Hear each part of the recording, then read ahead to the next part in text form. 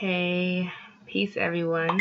Conjure Queen here, and today I will be talking about working with spiritual entities and the benefit of working with them. Now, a lot of people, when they think about spirits, they get all spooked out thinking about demons and monsters and all these other things that they teach us to be afraid of. But in all reality, spirits are nothing but energy. Like we're spirits inside of a physical body, but they are spirits just lacking the physical body. So let's say, for instance, somebody who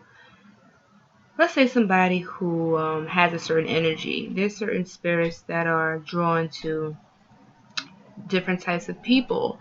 If, let's say, for instance, if you consistently always have a negative attitude, always complaining, always really negative about life, not eating right, doing ill things to others for no apparent reason, just plain straight up being a real asshole, then you're going to attract those spirits to you because like attracts like, and you will attract malicious entities around you.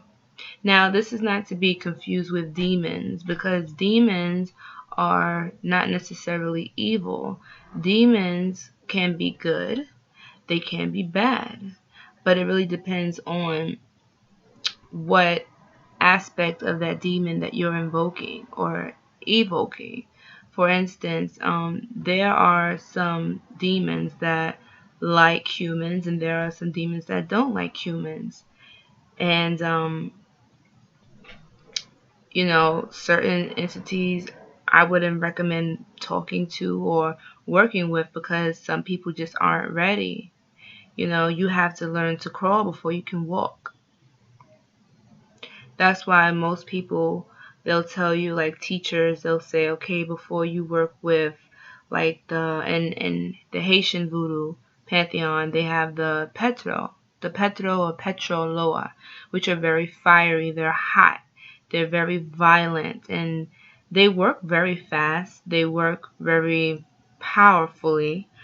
But the thing is, you have to know how to handle them or how to work with them because they have a very low tolerance for bullshit. They have a very low tolerance for people who make excuses, people who don't keep their end of the bargain. For instance, if me specifically, I work with one of the spirits known as Lubana. Some people know her as Mami Wata. She is seen with a black woman with long flowy hair, and she has serpents and a little boy sitting on her lap, right? So she goes by many names depending on what area of the world you're at or what spiritual practice you study. But I work with her, and she's considered very hot, very easily to get angered. Now, she may be considered a demon by some. In other pantheons, she may be considered a saint, a Loa, an Orisha. It really depends. An angel. It depends on where you're coming from, what your background is. But she works well with me because of my temperament. They say that you don't choose the Loa choose you, and that these spiritual entities are with us even before we're born. Some of them been with us in previous lifetimes. I strongly feel like Lubana's been with me for a very long time before this lifetime, and I've always had this weird fetish or attraction with snakes, always dreaming about snakes. But anyway, that's besides the point. What I'm saying is that one person who may try to invoke Lubana may not get the same results that I may get, because let's say, for instance, that person asked Lubana to, I don't know, dominate. She's known for domination, for protection. She's a warrior. She's a sorceress. She's a witch. She does so many different things. You just have to know the different paths that she walks in. But let's say another person invokes Lubana, right? to dominate their boss because their boss is a real asshole and the person just wants the boss to be nicer to them, to give them a raise or something like that, right? So let's say Lubana comes through for that person. Um, she dominates that boss and she makes the boss more nicer to the person, and the person gets a raise, a promotion or whatever, and then time goes by and that person hasn't given any offerings of reward for her coming through. Because some people are like that. Some people, they'll ask you for something, they'll promise you things if you help them, and once you help them, they pretty much give you the boot and tell you to kiss their ass, right? So there's some spiritual and spirits that would tolerate it, like they're cooler spirits that are more forgiving because they know that people forget and it's okay. They're very passive, they're nice about it. But when it comes to the Petra, to Lubana, she don't want to hear that. It's a done deal. If you promise her something by Friday, and here it is Sunday, and you still ain't give her what you offered her, then you're gonna find the next couple of days or weeks or however long it may be is gonna be living hell for you. You may think that you may be having a whole streak of bad luck for no reason until you remember, damn, I forgot to give St. Martha her offerings that I promised her. It could be really good. Sometimes she can take it away if you're not grateful for it. Because I personally learned the hard way. I was lazy. I promised her that I would give her offerings on a certain day at a certain time. And I think it was snowing outside or something. Something was happening that day. And I just didn't feel like going. I was just in my lazy mode. I said, I don't feel like going. I'll go get it tomorrow, whatever. Yada, yada, yada, right? That day was just a very hectic day for me. Nothing was going right. I think I had the worst headache the whole entire day. I just felt so stressed out with everything. There was a lot of miscommunication between me and my former lover at the time and with family. It just seemed like everything was just going left. Nothing was going right that day. Until I realized, like, damn, like, you know what? From now on, I just can't be lazy. When I tell somebody I'm going to come through for them, I have to come through. And that's the good thing that I like about working with spirits, is because, like, you learn a lot about life. You learn a lot. Like, they teach you things. It's funny how they teach you stuff, because it's like, all right, I'm going to give a perfect example. I'm a way better person now working with spirits because I've learned the hard way and I've learned the easy way too. But I'm the type of person that learns best with experience. Like, my spiritual guides, they can warn me, they can give me heads up and tell me, like, you really shouldn't do that, or you really shouldn't talk to that person, or you really shouldn't go over here or help that person or do that. And knowing me, I'm hard-headed. I'm the type of person that'll just be like, well, why? Why not? You know what? I don't see anything wrong with it, so I'm going to go ahead and do it, right? But now I've learned from experience, like, yeah, I have to learn, but at the end of the day, spirit does know best. We do have the power of free will. And one thing I love about my spirits is that they are always there to catch me when I fall.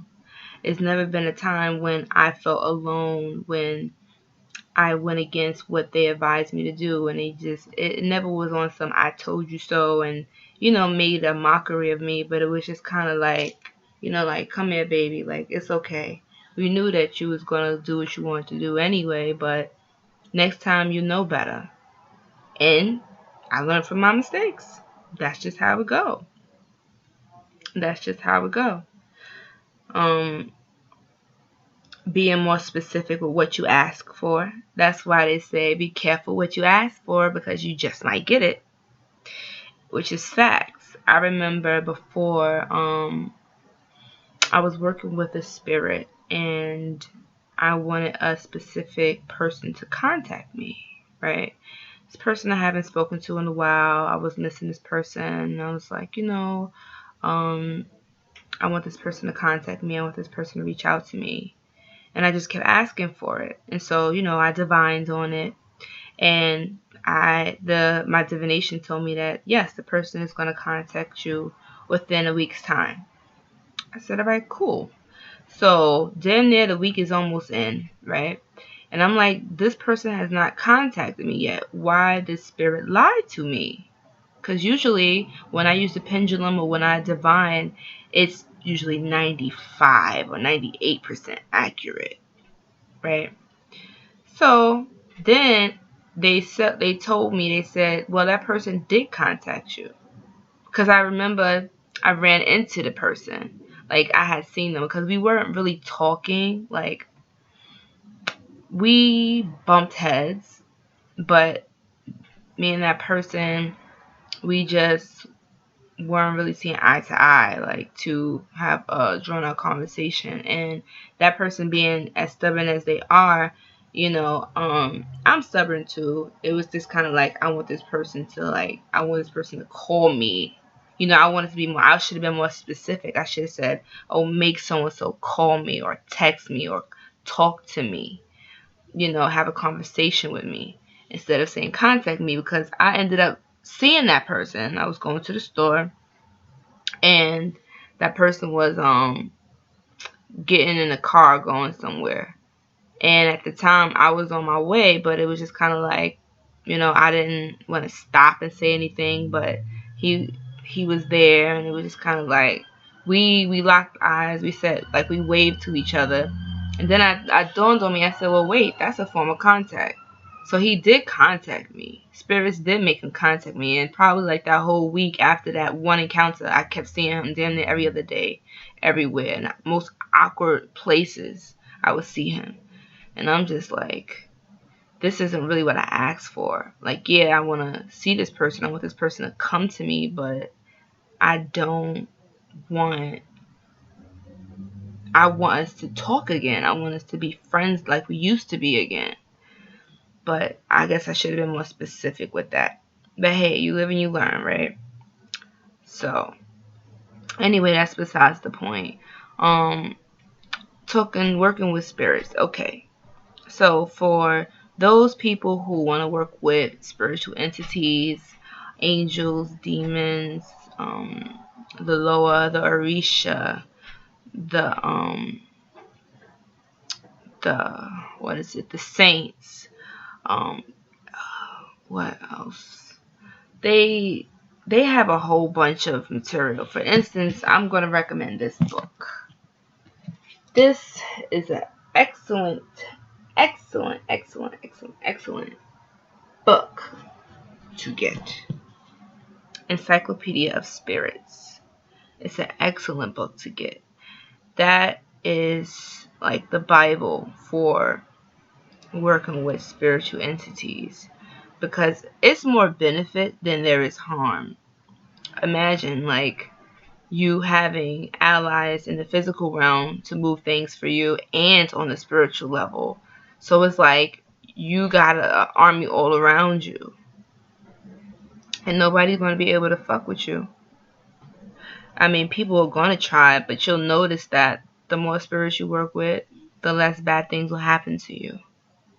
But I would recommend working with your ancestors first, because your ancestors are a part of you. Your ancestors share the same blood as you. You share their blood. They are you. You are them. You guys are one. And so they have more compassion and more willing to help you versus you asking a spirit for help. You have to invoke your ancestors to help you first, because you can't just go into the spirit world asking people for help, because you have no reputation. You have no background. Where's your resume? Where's your credentials? Who do you know? Who's helped you? They don't know you. You're invisible to them. You have to build up some type of rapport, some type of reputation in the spirit realm before you can start working with entities, because nobody knows you. So some may try to take advantage of you. Some may just ignore you. Some may even, like, I don't know, use you. do bad things. But that's why it's so important that you work with your ancestors first. That way you'll have your spiritual army. You'll invoke them. And people may say, well, wait a minute, don't your ancestors and angels protect you anyway? Yes and no, because the law of free will, they can't help you unless you ask them to help you. You know, but there are some exceptions to the rule. As far as, let's say, for instance, you're crossing the street and a truck is about to hit you and it's before your time to go, then they can intervene because that's not your time yet. And situations like that do happen.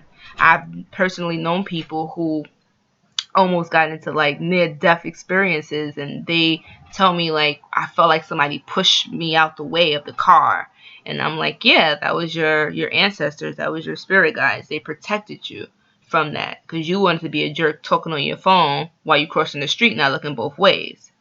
Okay, so they're with us all the time, but that's why they say ask and you shall receive. You have to ask for help. You have to verbally say it or think it. But I would say you should verbalize it because words have power. Everything is a vibration. The power of speech is very powerful. That's why I say be careful what you say, be careful what you ask for. Words are spells. You cast spells with your words. So, yeah, just ask the spirits for help, ask them for protection, ask them to look after you, or ask them to, if you have any enemies, you can even ask them to dominate your enemies, to destroy your enemies, to destroy the weapons formed against you. You have to ask them for it. And of course, while you're asking your ancestors for help, you should also feed them with fruits, water, wine, food. You know what your ancestors may like.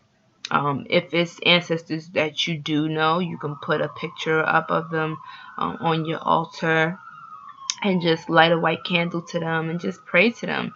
Sit there, have conversations with them, let them know how your day was. Just build a reputation. So this usually takes about, there's no time frame, but I would say give it about a month just to build a relationship with them. Probably once a day, go to the altar, just have a conversation. You don't have to sit in front of the altar for hours.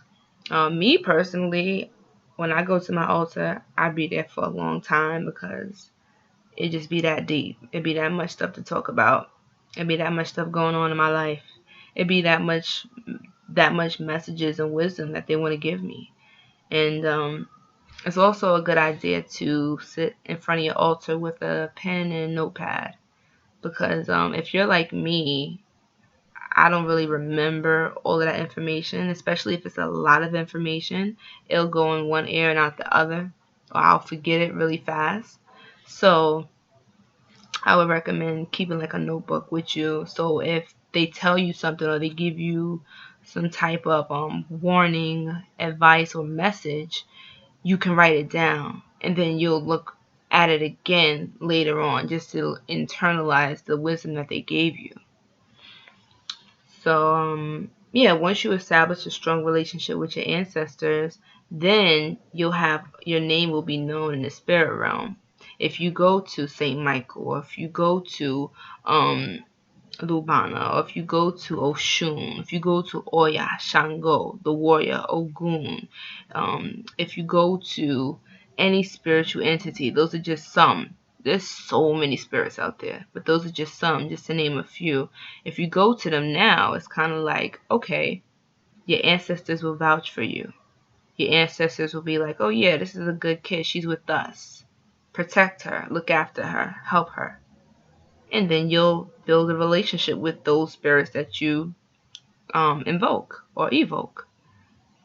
So it's really all about building relationships. It's about treat spirits are not gods. They're not over us. We are actually over them. They're here to help us to ascend. That's what they were put here for. But it's a whole different other topic though. When we're dealing with certain spirits that Well, there's some people that's on this planet that are human, and some people that are not human but are just in human form. Spirits are more willing to help star seeds than they are willing to help humans. Now, I'm not saying that they aren't going to help humans, but star seeds are more on the same caliber as the spirits are. So they look at it as though, okay, I know you, you know me, we're one and the same. You're my sister, you're my brother, you're my cousin. It's just kind of like, all right, we're on the same rank. Whereas sometimes some spirits may feel like they're above certain human beings. And it depends on the spirits you're working with, because there are some very high, powerful spirits that look down upon the human race where they don't want to help you. And they may call some of these spirits demons because these demons probably don't want to work with you, and you keep invoking them and taunting them and building circles around you with salt and stuff and invoking them, taunting them, making them angry, compelling them to do things against their will. Then of course they're going to get angry and bitter and cause your life a living hell. Stop invoking them. Stop aggravating them. Let them be. If they don't want to work with you, move on. Stop bothering them. Let them rest. They'll work with who they want to work with. Okay? But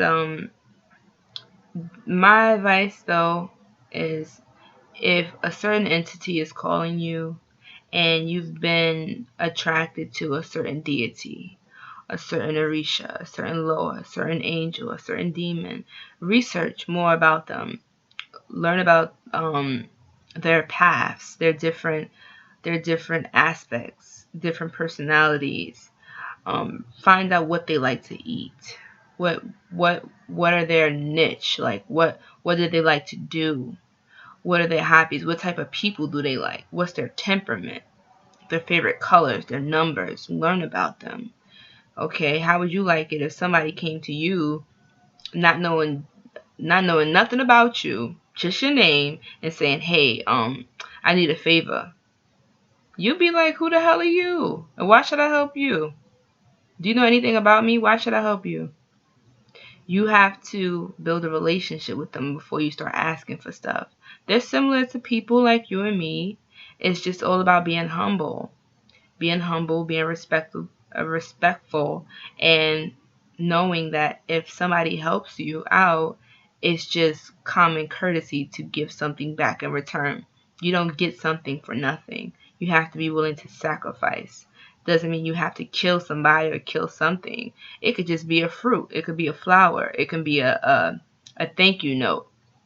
It could be a candle. It could just be you can fast for a day. Sacrifice something just to prove to that entity that you appreciate them, that their time wasn't null and void. The more grateful you be, the more respectful and the more humble you are in giving and generous, the more generous they're going to be with you. Just keep it real. Keep it real. Tell them what you want. Be specific on what you want. Tell them what you're going to give them if they come through for you. And then make sure you meet your end of the bargain. If you don't meet your end of the bargain, then hey, that's on you. I don't know what they're going to do to you, but I would say don't test them. So that's pretty much my take though on spirits and working with them. Just be mindful of who and what you work with. Do research first before you just jump into things without knowing what you're getting yourself into. And when you invoke these entities, don't be afraid. There's nothing to be afraid of. Be smart, be cautious, but don't approach this work with fear in your heart, because when you have fear, you attract the wrong type of entities to you. Just know that you're going to look at it this way. Look at it as you're going to other entities for help, other people for help, but these people are just invisible. That's all. They just don't have a body, but they are just as real as you and I. Okay? So, thanks for listening. If you have any suggestions, comments, feel free to put them down in the comment section. Subscribe to my channel, and if there's any topics or things that you guys want to touch upon, feel more than free to put it down. Peace.